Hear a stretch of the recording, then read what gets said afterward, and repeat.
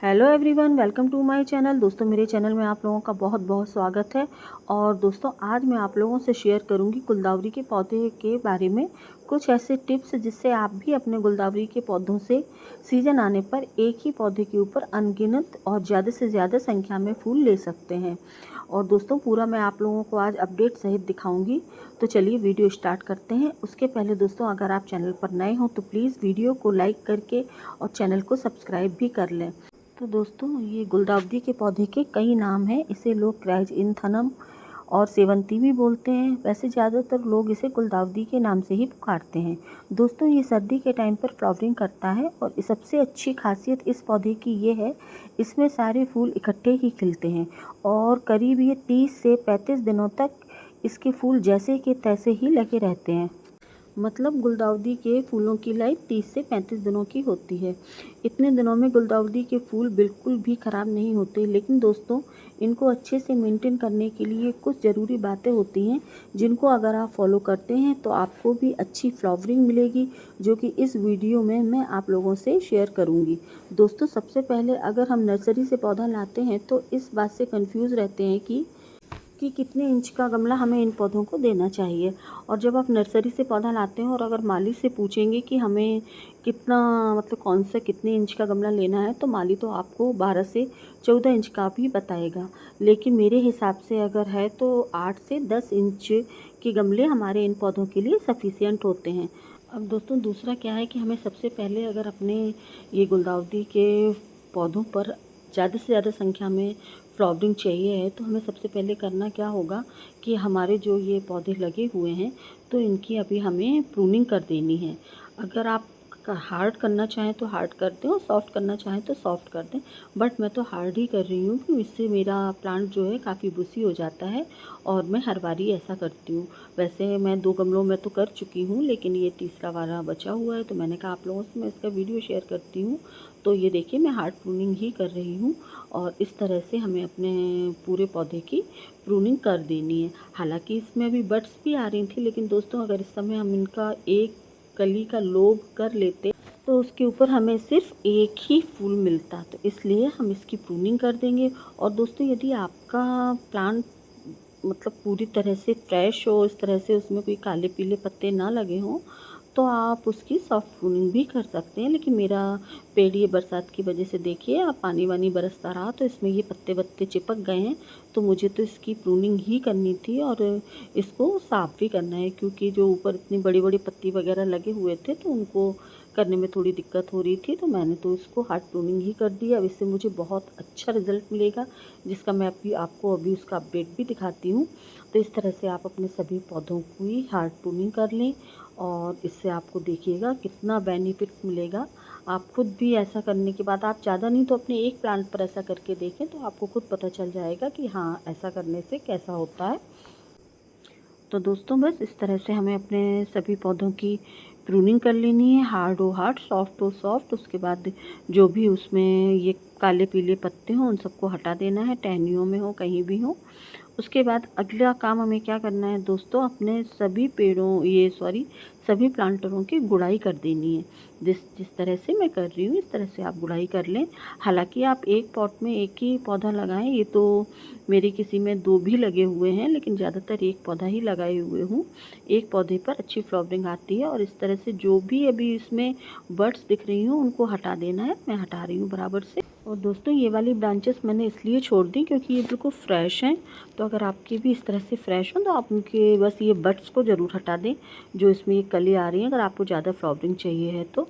अब अगला काम दोस्तों हमें क्या करना है, अपने गुड़ाई करने के बाद ये सभी जो मेरे प्लांटर हैं, आपके प्लांटर जो भी हैं, उनमें सब में आप ये कोई भी एक सॉलिड खाद दे दें, जो कि मैं दे रही हूँ। मेरी ये किचन वेस्ट से बनी हुई खाद है, और यदि आपके पास वर्मी कंपोस्ट हो आप वो भी दे सकते हैं, और ये गोबर की खाद हो आप वो भी दे सकते हैं। जो भी आपके पास खाद हो आप वो दे सकते हैं। मैं तो ये घर की किचन वेस्ट की बनी हुई खाद थी, जो कि मैं अपने सभी प्लांटरों में दे रही हूँ। तो इस तरह से हमें अपने सभी पौधों में ये खाद देने के बाद फिर से हल्की हल्की गुड़ाई कर देनी है। हाथ से कर सकें तो आप हाथ से भी कर सकते हैं, मिक्स कर देनी है मतलब उसमें।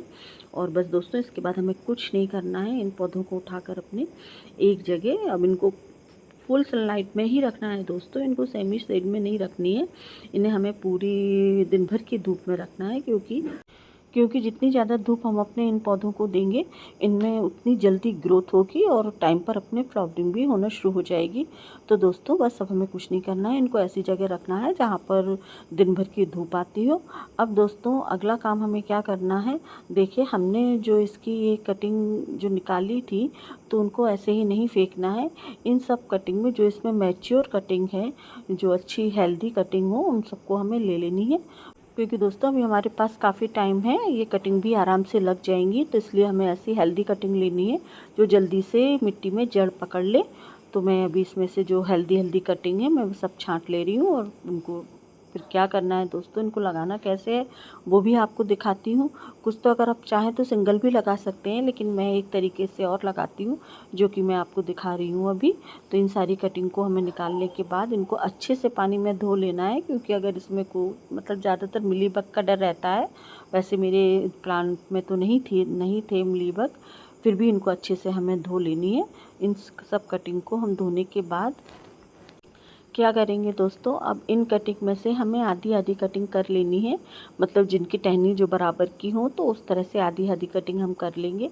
और आधी आधी कटिंग करने के बाद हम इनको बांध लेंगे। देखिए इस तरह से हमने ये धागे किसी भी चीज़ से इन्हें बांध सकते हैं, क्योंकि दोस्तों इसमें 3-4 तरीके के फूल की कटिंग है, तो ये लगने के बाद बहुत ही सुंदर लगते हैं। मैं ऑलरेडी ऐसा 1-2 बार और भी कर चुकी हूँ, बहुत ही ज़्यादा सुंदरता इसमें बढ़ जाती है। और सबसे पहले मैं मिट्टी का तो क्या करना है दोस्तों, मैं वो भी आप लोगों को कई कटिंग में बता चुकी हूँ। मिट्टी वही लेना है, 40% गार्डन सॉइल, 40% कोई भी खाद और 20% ये अपने मकान बनाने में जो बालू यूज़ करते हैं। अब उस मिट्टी को हमें गीला कर लेना है, और गीला करने के बाद इसमें एक एलोवेरा का पीस रख देना है, जिस तरह से मैं रख रही हूँ आप लोग देख सकते हैं। और उसमें ये जो हमने कटिंग को बांध रखा है अपनी, तो सारी कटिंग को उसके अंदर एलोवेरा के पीस के अंदर घुसाकर और हमें इसे मिट्टी में दबा देना है, और मिट्टी को हाथ से पूरी तरह से दबा देना है, जिससे इसमें कोई एयर बबल्स ना रह जाए। बस इस तरह से हम इसको दबा देंगे।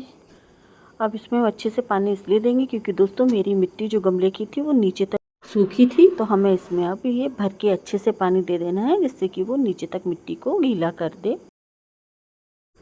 तो अब दोस्तों जो मैंने ये दूसरी कटिंग जो बना के रखी थी, तो हम उसको अभी अपने ये दूसरे वाले प्लांटर में उसी सेम प्रोसेस से लगा देंगे। और आप भी ऐसा ज़रूर करिएगा दोस्तों, देखिएगा कितने अच्छे सुंदर जो मिक्स फ्लावरिंग होती है उसमें जो ये प्लांट निकलेंगे। तो ये 3-4 तरीके के जो फूल हैं, तो 3-4 तरीके की जो टहनियाँ निकलेंगी, उसमें कलरफुल फूल निकलेंगे, वो बहुत ही सुंदर लगते हैं। तो ऐसा आप लोग ज़रूर कीजिएगा।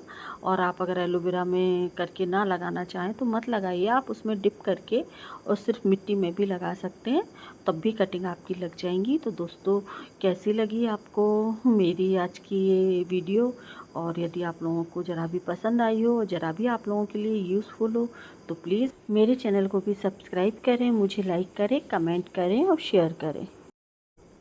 और देखिए दोस्तों आप, ये है मेरा ये 4 दिन बाद का अपडेट। आज 5वां दिन है और आप देख सकते हैं मेरे इन पौधों की ग्रोथ को, कितनी अच्छी ग्रोथ हो रही है इनमें। ये फुल सनलाइट में रखे हुए हैं, आप देखिएगा। और इनमें फिर से थोड़ी थोड़ी बड्स भी आ रही हैं, लेकिन अभी मैं फिर से इनकी एक बार पिंचिंग करूँगी, एक बार और करूँगी, थोड़े और बड़े हो जाएं उसके बाद।